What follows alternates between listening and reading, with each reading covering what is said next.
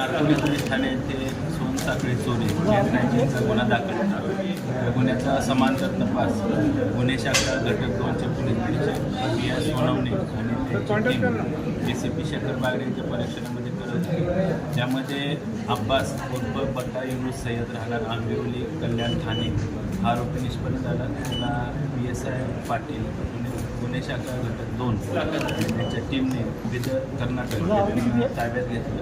त्याच्याकडून एकूण 20 चेन स्नॅचिंगचे गुन्हे उघडकीस आले आहेत. त्यामध्ये 232 ग्रॅम सोनं अंदाजे 30 लाख इतके आहे सोनं जप्त करण्यात आलेलं आहे. सदर आरोपीला आज भिवंडी शहर पोलीस ठाण्याच्या गुन्ह्यामध्ये रिमांडमध्ये घेतलेलं आहे. त्याला मान्य न्यायालयामध्ये आम्ही हजर करून पुढील रिमांड घेणार आहोत.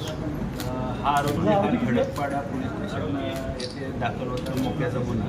त्या मोक्याच्या गुन्ह्यामध्ये ह्या आरोपीने आणि त्याच्या साथीदारांनी पोलिसांवर हल्ला केला होता. त्या अनुषंगाने मोक्या दाखल होता. या मोक्याच्या गुन्ह्यामध्ये तो फरार होता 2023 पासून.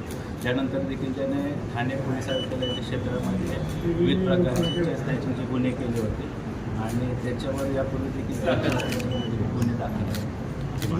सर, यामध्ये अजून काही आरोपी ताब्यात येण्याची पनिशमेंट होतील का येत्या काळात, आणि कशाप्रकारे तपास सुरू आणि कशाप्रकारे जे आहे ही चोरी करायचं, म्हणजे बाईकवरनं केली जायची, घरातनं घरफोडी करून केली जायची? अब्बास उर्फ बट्टा युनुस सय्यद त्याच्यासोबत अजून काही साथीदार असण्याची शक्यता तपासात निष्पन्न झालेली आहे.